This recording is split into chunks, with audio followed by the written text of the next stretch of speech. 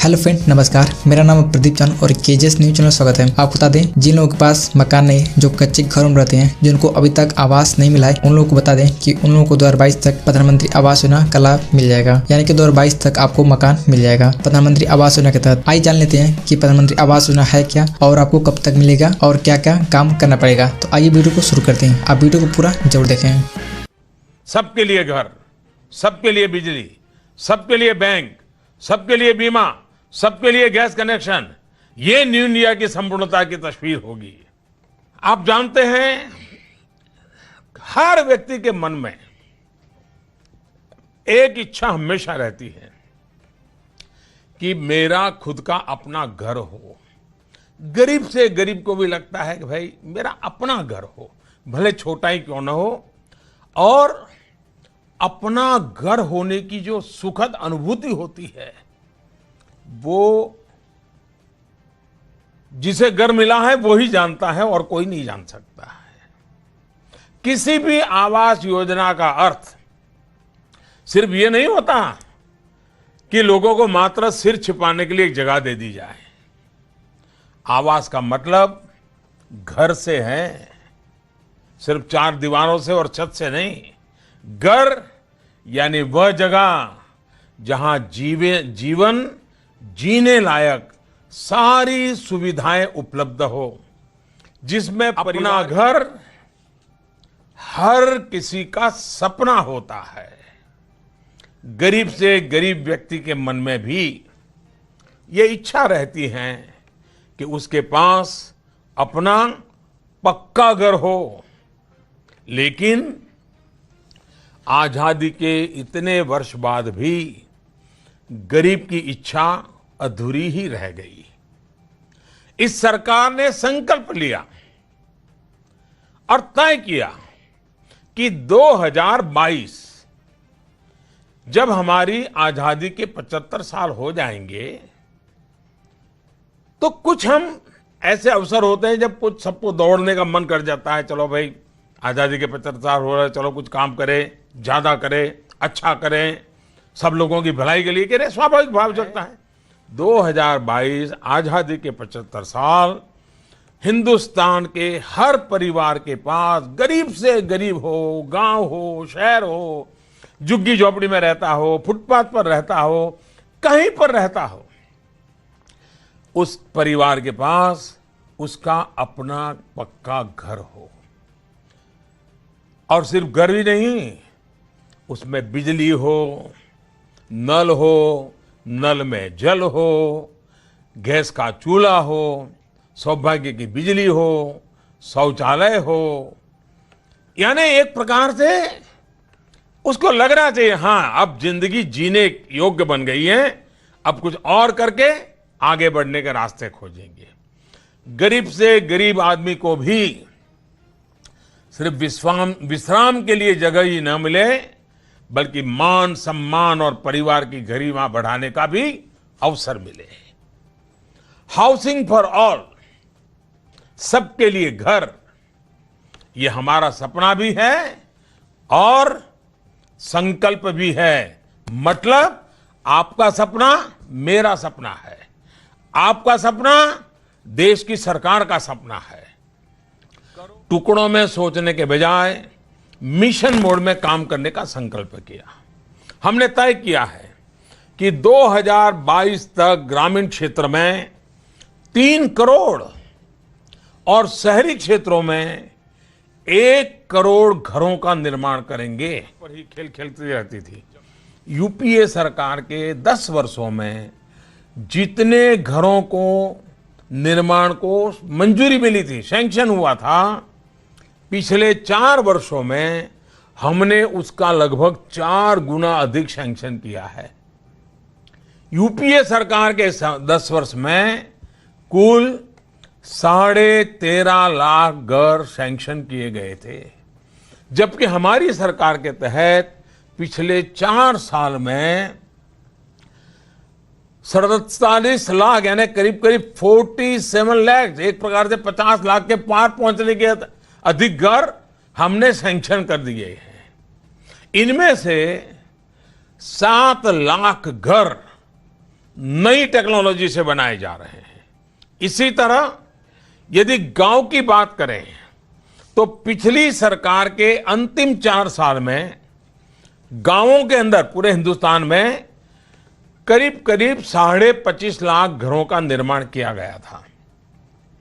वहीं हमारी सरकार ने पिछले 4 वर्ष में 1 करोड़ से अधिक घरों का निर्माण किया है, यानी 325% से भी अधिक वृद्धि।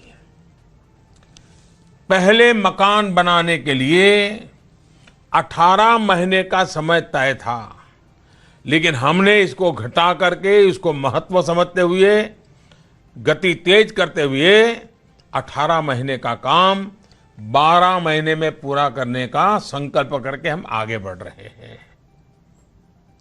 अब स्थिति ये है कि 1 वर्ष से भी कम समय में घर बनकर तैयार हो रहा है।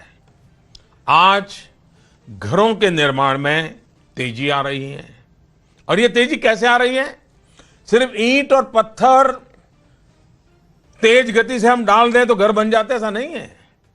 इसके लिए सभी स्तरों पर योजनाबद्ध तरीके से ठोस कदम उठाए जा रहे हैं। स्केल ही नहीं, साइज को लेकर भी परिवर्तन किया गया है। गांवों में पहले घर बनाने के लिए न्यूनतम क्षेत्रफल 20 वर्ग मीटर था, जबकि प्रधानमंत्री आवास योजना के तहत अब हम लोगों ने आकर के इसे 20 मीटर की जगह पे 25 वर्ग मीटर कर दिया है।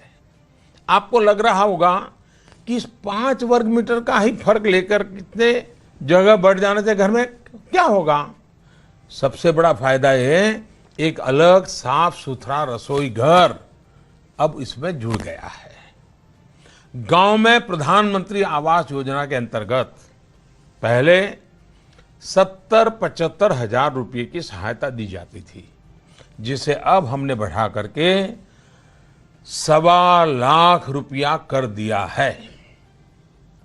आज लाभार्थियों को मनरेगा से 95 दिनों का मेहनताना मजदूरी के लिए भी उसके खाते में जमा होता है।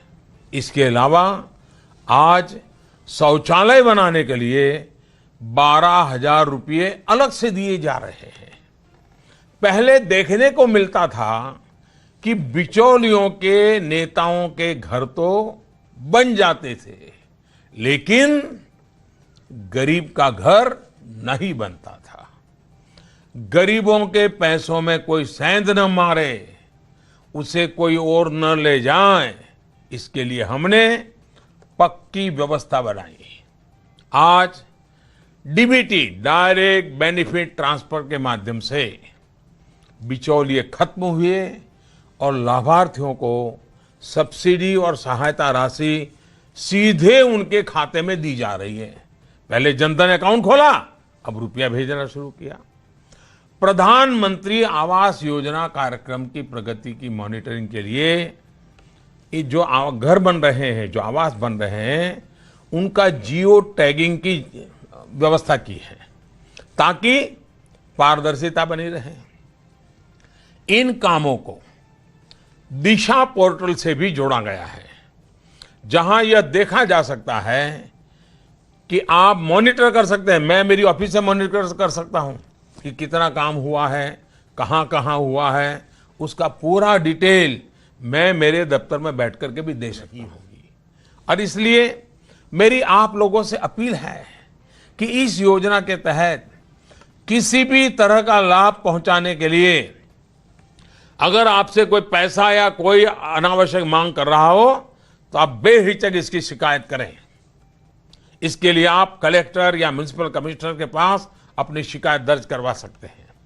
मैंने पहले भी कहा है कि भारत के सपने और आकांक्षाएं इतने भर से ही पूरे नहीं होते। हमने एक मजबूत जमीन तैयार की है और हमारे सामने एक असीम आसमान है। सबके लिए घर, सबके लिए बिजली, सबके लिए बैंक, सबके लिए बीमा, सबके लिए गैस कनेक्शन, ये न्यू इंडिया की संपूर्णता की तस्वीर होगी। आधुनिक सुविधाओं से जुड़े गांव और स्मार्ट सिटीज की दिशा में हम तेजी से आगे बढ़ रहे हैं। और इसलिए इतनी बड़ी तादाद में भाइयों बहनों से आज मुझे मौका मिला है बात करने का। एक छोटा सा वीडियो मैं आपको दिखाना चाहता हूं, उसके बाद मैं आपको भी सुनना चाहता हूं। काश के मौसम इतने भी मतलबी ना होते। मकान नहीं रहने पर धूप में, बरसात में, ठंडी में बाहर सोना पड़ता था। काश के बादल को, सूरज को भी ये दर्द दिखते होते। झोपड़पट्टी में रहे, फिर पत्रा लगा के दूठे रहे। मुसीबत बहुत से रहल, घाम लगत रहल, धूप लगत रहल, बरसात रहल तो चुगत रहा। काश के इन करोड़ों घरों की किस्मत में भी कुछ छतें, कुछ दीवारें, कुछ खिड़की दरवाजे होते। किसी तरह से रिश्तेदार भी आ जाते, देख के शर्मिंदा होना पड़ता था। हम लोग पेड़ के छाए तर समय थोड़ा सा बिता लेते थे। रात में भी वही हाल होता था। जानवर का, हर एक चीज का डर रहता था। तो इसी डर को भगाने के लिए देश ने अब तक का सबसे बड़ा चैलेंज उठाया, सबके सर पर छत बनाने का। फार्म भरे थे आवास योजना के अंतर्गत, अब रहने के लिए जगह हो गई। देश के एक एक गरीब के सर पर सजानी है छत। मुसीबत देखे प्रधान ने घर दे दिया। आवास मिलने के बाद हमारी जिंदगी बहुत सरल मिल गई। देखा, मौसम अब पहले की तरह सताते नहीं। 2 किस्त में आया था पैसा, उसी तरह से जिसस दीवार तैयार हो गई उसस पैसे निकालते चले। प्रधानमंत्री जी का मैं धन्यवाद करता हूँ कि हम लोगों का रहने के लिए घर मकान बन गया है। किसने कहा यहाँ सिर्फ घर है? यहाँ बिजली है, पानी है और शौचालय भी है, और घर घर में है जिंदगी। 2022 जब आजादी के 75 साल हो, तब मेरे देश के गरीब से गरीब का अपना घर हो, और घर भी ऐसा हो जिसमें बिजली हो, पानी हो, चूल्हा हो, गैस का चूल्हा हो। अपनी नीयत को लेके चले हम, कड़े फैसलों के साथ खड़े हम। बात साफ है, एक एक नागरिक की शक्ति तरक्की में बदल रही है। तभी तो जो देश में दशकों तक नहीं हुआ, वो सिर्फ 48 महीनों में हुआ है। साफ नीयत से